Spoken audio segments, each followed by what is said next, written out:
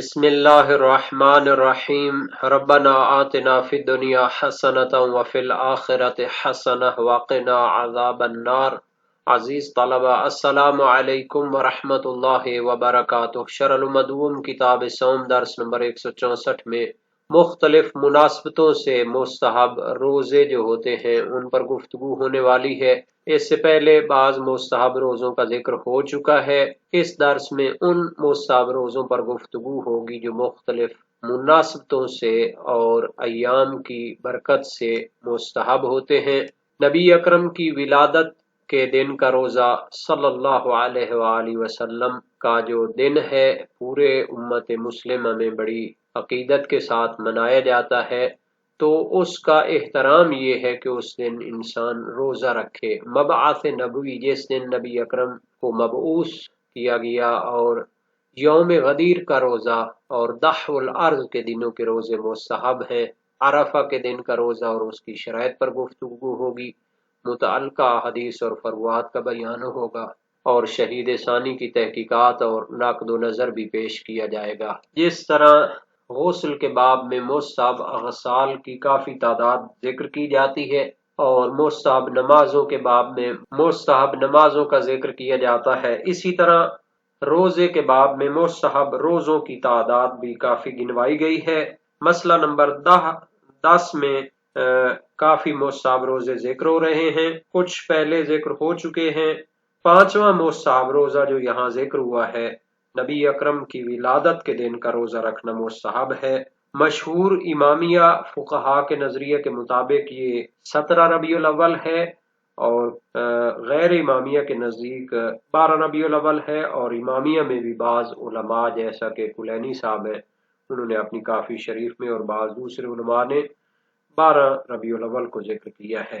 تو حق تو یہ ہے کہ نبی اکرم صلی اللہ علیہ وآلہ وسلم رحمت للعالمین ہیں، اور پوری امت مسلمہ ان کے صدقے میں تکامل تک پہنچی ہے۔ اسلام، قرآن، اہل بیت سب انہی کی برکت سے ملے ہیں، تو پورا جو ہفتہ ہے اس کو ولادت کے عنوان سے یاد کرنا چاہیے۔ 6واں روزہ جو مستحب ہوتا ہے، روز مبعث، جس دن نبی اکرم کو نبوت کا تاج پہنایا گیا اور ظاہری طور پر انہوں نے اعلان نبوت فرمایا، اس کو روز مبعث کہتے ہیں۔ تو یہ 27 رجب کا دن ہے۔ اسی طرح 7واں مستحب روزہ روز عید غدیر ہے، 18 ذی الحجہ کا دن، جس دن آیت نازل ہوئی اور نبی اکرم نے اس حکم الہی کے تحت پورے اپنے قافلہ اور حاجیوں کو جمع کیا اور ولایت علی علیہ السلام کا اعلان فرمایا، اور اس دن ہی آیت اکمال نازل ہوئی، اور جو منکر تھے اس کو پتھر کا عذاب بھی دیا گیا۔ روز دحو الارض، جس دن زمین کو کعبہ کے نیچے سے پھیلایا گیا، یہ 25 ذی الحجہ کا دن ہے۔ اور اسی طرح عرفہ کے دن کا روزہ 9 ذی الحجہ کا روزہ۔ اس روزے کے استحباب کی شرط ہے۔ پہلی شرط یہ ہے کہ یہ روزہ اس دن کے جو اعمال ہیں، دعائیں ہیں، اس سے سستی اور ضعف اور کمزوری کا سبب نہ بنے، کیونکہ اس دن دعا کرنے کی بڑی فضیلت ہے اور استجابت دعا کا دن ہے، تو اس کو مقدار اور کیفیت کے حوالے سے کمی نہیں آنی چاہیے۔ تشنگی یا گرسنگی، بھوک پیاس کی وجہ سے خشوع و خضوع میں کمی نہیں آنی چاہیے۔ اور دوسری شرط یہ ہے کہ اول ماہ ذی الحجہ اس کے لیے ثابت ہو۔ اگر ہوا کے ابرآلود ہونے کی وجہ سے اول ماہ مشکوک رہا ہو، اور احتمال ہو کہ اول ماہ ایک دن پہلے یا بعد میں ہو سکتا ہے، تو پھر یہ روزہ مکروہ ہوتا ہے، کیونکہ ممکن ہے کہ واقع میں حقیقت میں وہ روزہ عید قربان کو واقع ہو رہا ہو، اور عید کا روزہ رکھنا حرام ہوتا ہے۔ بس اس لیے اس کا استحباب اس صورت میں ہے کہ جب وہ اول ماہ مشکوک نہ رہا ہو۔ عبارت کو دیکھ لیتے ہیں۔ فرمایا وَمَوْلِدُ النبی صلی اللہ علیہ وآلہ وَهُوَ عندنا 17 شهر ربیع الاول علی المشہور ومبعثه ویوم الغدیر والدحو للارض اے بسطها من تحت الكعبۃ وهو الخامس والعشرون من ذی القعدۃ۔ مستحب روزوں میں سے مولد النبی، نبی اکرم کی ولادت کے دن کا روزہ رکھنا بھی مستحب ہے۔ شہید ثانی فرماتے ہیں وَهُوَ عِندَنَا سَابِعَ عَشَرَ شَهْرَ ربیع الاول علی المشہور، شیعہ کے نزدیک 17 ربیع الاول مشہور قول کی بنیاد پر مولد نبی کا دن ہے۔ وَمَبْعَثُهُ، اور نبی اکرم کی بعثت کا دن، جس دن آپ نے اعلان نبوت فرمایا اور لوگوں کو اپنی نبوت کی طرف دعوت دی، اس دن کا روزہ رکھنا بھی مستحب ہے۔ وَيَوْمُ الْغَدِيرِ، اور اعلان ولایت کے دن، غدیر خم کے مقام پر جو اعلان ہوا تھا 18 ذی الحجہ کو، اس کا روزہ رکھنا بھی مستحب ہے۔ وَالدَّحْوِ، یعنی یوم دحو، دحو للارض، یعنی دحو کا مطلب ہوتا ہے باسطہ، یعنی پھیلانا، زمین کو پھیلانے کے دن کا روزہ رکھنا بھی مستحب ہے۔ اے باسطها من تحت الکعبۃ، یعنی زمین کو کعبہ کے نیچے سے پھیلایا گیا تھا، اس دن کا روزہ رکھنا بھی مستحب ہے۔ وَهُوَ الْخَامِسُ وَالْعِشْرُونَ مِنْ ذِي الْقَعْدَةِ، یہ 25 ذی القعدہ کا روزہ ہوتا ہے۔ وَعَرَفَةُ لِمَنْ لَا يُضْعِفُهُ عَنِ الدُّعَاءِ الَّذِي هُوَ عَازِمٌ عَلَيْهِ فی ذَلِكَ الْيَوْمِ کمیۃً وَکیفیۃً، عرفہ کے دن کا روزہ رکھنا بھی مستحب ہے اس شخص کے لیے لمن لا يضعفه عن الدعاء، جس کو روزہ دعا سے کمزور نہ کر دے۔ اضعف یضعف، کمزور کرنا، جس کو روزہ دعا سے کمزور نہ کرے تو اس کے لیے روزہ رکھنا مستحب ہے۔ الذی هو عازم علیہ فی ذلک اليوم، وہ دعائیں کہ جو انسان اس دن کرنا چاہتا ہے، کمیتاً و کیفیتاً، ان کی مقدار اور ان کی کیفیت اور خشوع و خضوع میں کمی نہ آئے تو پھر وہ روزہ رکھنا مستحب ہے۔ اور اگر بھوک پیاس کی وجہ سے اس دن کی دعائیں اور اعمال میں کمی آ جائے تو پھر مستحب نہیں ہوگا۔ وَيُسْتَفَادُ مِنْهُ أَنَّ الدُّعَاءَ فِي ذَلِكَ الْيَوْمِ أَفْضَلُ مِنَ الصَّوْمِ، اس سے معلوم ہوتا ہے کہ اس دن دعا کرنا روزے سے بھی زیادہ فضیلت رکھتا ہے، اور اس دن امام حسین سید الشہداء کی معروف دعا منقول ہے، نہایت عرفانی اور روحانی مطالب پر مشتمل ہے، الہی اور توحیدی مطالب پر مشتمل ہے۔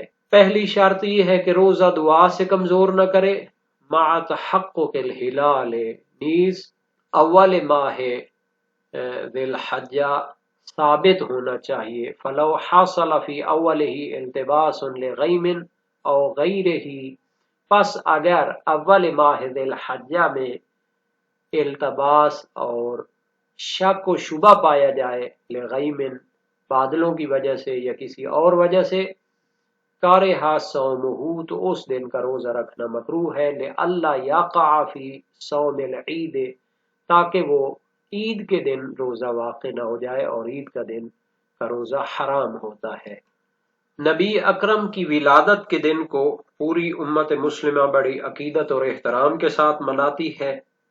اس دن کا روزہ مستحب ہے، اس کے لیے روایات موجود ہیں۔ ابو اسحاق بن عبداللہ علوی نے امام ابو الحسن ثالث سے روایت کی ہے، فرمائے یا ابا اسحاق جئت تسألنی عن الایام التي یصام فیہن، تو میرے پاس ان ایام کے بارے میں سوال کرنے کے لیے آیا جن کا روزہ رکھا جاتا ہے۔ وہی اربعۃ، وہ 4 دن ہیں، اولہن یوم السابع والعشرین من رجب، ان میں سے پہلا مستحب روزہ رکھنے کا دن ہے 27 رجب، یوم بعث اللہ تعالی محمدا الی خلقہ رحمتا للعالمین، یہ وہ دن ہے جس میں اللہ تعالی نے حضرت محمد مصطفیٰ صلی اللہ علیہ وآلہ وسلم کو اپنی مخلوقات کی طرف رحمتا للعالمین بنا کر بھیجا۔ ویوم مولدہ، اور آپ کی ولادت کے دن کا روزہ، وہو یوم السابع عشر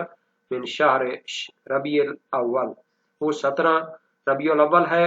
وَيَوْمُ الْخَامِسِ وَالْعِشْرِينَ مِنْ ذِي الْقَعْدَةِ وَفِيهِ دُحِيَّتِ الْكَعْبَةِ، اور 25 ذی القعدہ کا روزہ بھی مستحب ہے جس میں زمین کعبہ کے نیچے سے پھیلائی گئی۔ وَيَوْمُ الْغَدِيرِ فِيهِ أَقَامَ رسول اللہ صلی اللہ علیہ وآلہ وسلم أَخَاهُ عَلِيًّا عَلَمًا لِلنَّاسِ وَإِمَامًا مِّن بَعْدِهِ۔ روز غدیر وہ دن ہے جس میں نبی اکرم صلی اللہ علیہ وآلہ وسلم نے اپنے بھائی امام علی ابن ابی طالب کو لوگوں کے لیے علم اور مرجع قرار دیا اور ان کو اپنے بعد امام قرار دیا ہے۔ یہ روایت وسائل الشیعہ باب 14 ابواب الصوم المندوب میں حدیث نمبر 3 ہے۔ بہرحال روز ولادت کے بارے میں اختلاف نظر پایا جاتا ہے۔ مشہور کا نظریہ وہی ہے جو علامہ شہید ثانی نے بیان کیا ہے۔ کلینی اور بعض دوسرے علماء کا نظریہ ہے۔ یہ الشافی ترجمہ اصول کافی جو مصباح القرآن سے چھپی ہے، اس کی جلد نمبر 3 صفحہ نمبر 7 باب نمبر 111 لکھا ہوا ہے۔ اس میں ہے ولد النبی صلی اللہ علیہ وآلہ لاثنتی عشرۃ لیلۃ مضت من شہر ربیع الاول فی عام الفیل یوم الجمعہ مع الزوال۔ رسول اکرم صلی اللہ علیہ وآلہ وسلم 12 ربیع الاول طلوع فجر کے وقت عام فیل میں پیدا ہوئے۔ تو اس کے اوپر کافی حاشیہ یہاں پہ پیش کیا گیا ہے۔ ظاہر ہے کہ یہ حاشیہ میرات العقول اور ترجمہ جو علامہ سید ظفر حسن امروہی صاحب نے کیا تھا اس میں بھی ذکر ہے۔ وہ عبارت کا ٹکڑا جس کی وجہ سے ہم پر اعتراض ہوتا ہے کہ آپ کی اصول کافی میں یہ درج ہے کہ رسول خدا 12 ربیع الاول کو متولد ہوئے۔ اولاً یہ بات تاریخ ہے، یہ کسی معصوم کا فرمان نہیں تھا کہ ہمارے لیے حجت ہو، یہ بغیر سند کے درج ہے، یہ بھی اس کے کمزور ہونے کی دلیل ہے۔ اصول کافی میں کافی روایات ذکر ہوئے جو استرار اور تقیہ کے تحت آئی، ممکن ہے یہ بھی ان میں سے ہو۔ ہمارے ہاں تواتر سے ثابت ہے کہ آپ کی ولادت 17 ربیع الاول کو ہوئی، جو کہ ائمہ خدا نے ذکر کیا ہے۔ بہرحال یہ وہ حاشیہ ہے جو ہمارے علماء نے اس پر ذکر کیا ہے۔ شہید ثانی کی جو تعبیر ہے وہ دقیق ہے، انہوں نے فرمایا کہ مشہور نظریہ ہے، تواتر نہیں ہے۔ اور مبعث روز بعثت پیغمبر کو بھی روزہ رکھنا مستحب ہے۔ تو یہ 27 رجب ہے، روایات ہیں، ابو اسحاق کی روایت بھی ہے اور حسن بن راشد کی روایت بھی امام صادق علیہ السلام سے، لا تدع صیام 27 من رجب، 27 رجب کا روزہ نہ چھوڑو، فإنہ هو اليوم الذي انزلت فيه النبوة على محمد وثوابه مثل 60 شهرا لكم۔ اس دن میں نبی اکرم کو مبعوث فرمایا گیا اور اس کا ثواب 60 مہینے کے برابر ہے۔ وسائل الشیعہ باب 15 ابواب الصوم المندوب میں ہے یہ روایت۔ اور روز غدیر کا روزہ تو ایسا بابرکت اور ایسا مشہور مصاب روزہ ہے کہ فریقین کی روایات اس پر دلالت کرتی ہیں۔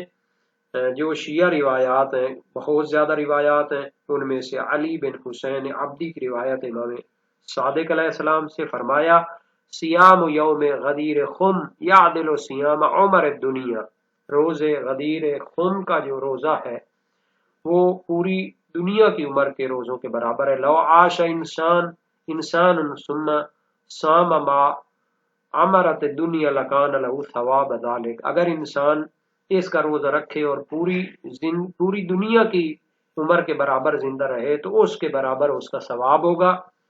وَصِيَامُهُ يَعْدِلْ عِنْدَ اللَّهِ فِي كُلِّ عَامٍ 100 حَجَّةً و100 عُمْرَةً مبرورات متقبلات وَهُوَ عِيدُ اللَّهِ الْأَكْبَرُ، اور اس کا روزہ ہر سال جو ہے 100 حج اور 100 عمرے مقبولہ کرنے کے برابر ہے، اور یہ اللہ تعالیٰ کی عید اکبر ہے۔ وسائل الشیعہ باب 14 ابواب صوم مندوب میں ہے۔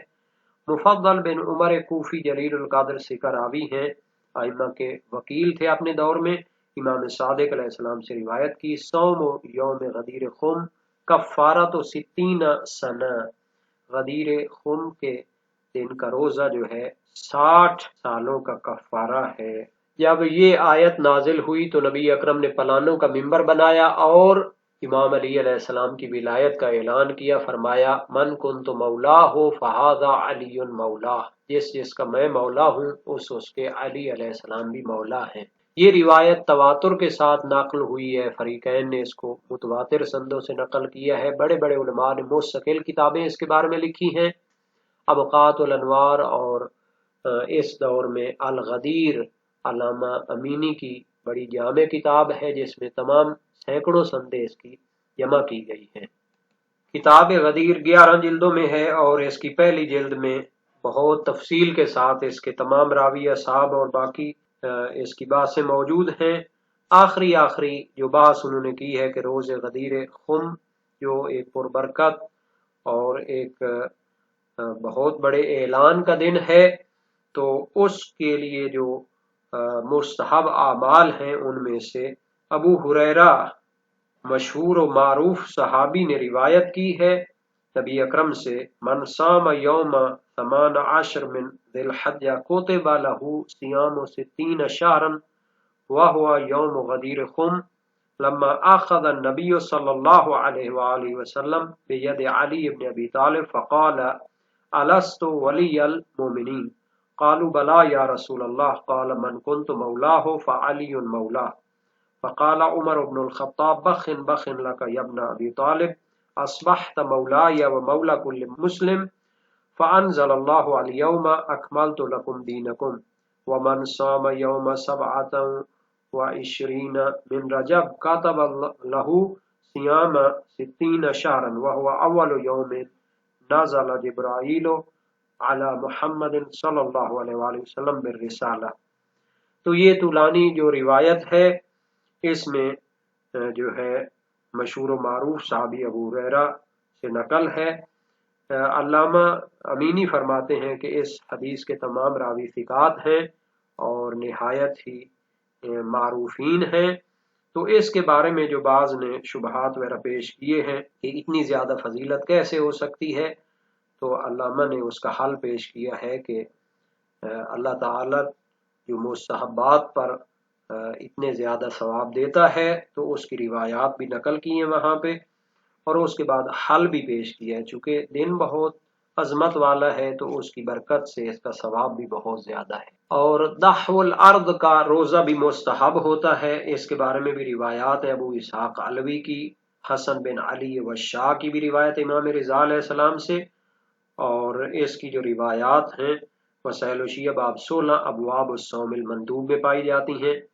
اور روز عرفہ کا جو روزہ ہے وہ 9 ذی الحجہ ہے، اور اس کی 2 شرطیں بھی بیان ہو چکی ہیں، اور اس کی فضیلت کے لیے بہت زیادہ روایات ہیں۔ مرسل صدوق ہے امام صادق علیہ السلام سے، صوم یوم ترویہ کفارۃ سنہ و صوم یوم عرفہ کفارۃ سنتین، وسائل وشیہ باب 23 ابواب الصوم المندوب میں ہے۔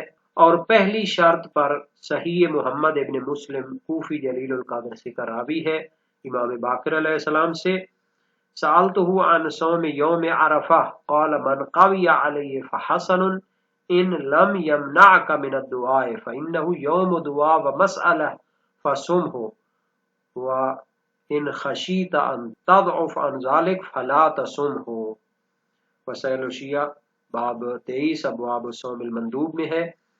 اگر تمہیں دعا سے منع نہ کرے تو پھر یہ روزہ رکھو کہ یہ روز دعا ہے، اور اگر تمہیں خوف ہو کہ کمزوری چھا جائے گی تو پھر روزہ نہ رکھو۔ دوسری شرط پر حنان بن سدیر کی روایت ہے امام باقر علیہ السلام سے، اور اس نے اپنے والد کے واسطے سے امام باقر علیہ السلام سے روایت کی ہے، تو اس میں بھی یہ شرط موجود ہے۔ اور ان روایات کا ترجمہ وسائل الشیعہ جلد ہفتم جو ترجمہ ہے اس میں ساری روایات موجود ہیں، اس لیے ان کا ترجمہ بھی نہیں کیا گیا۔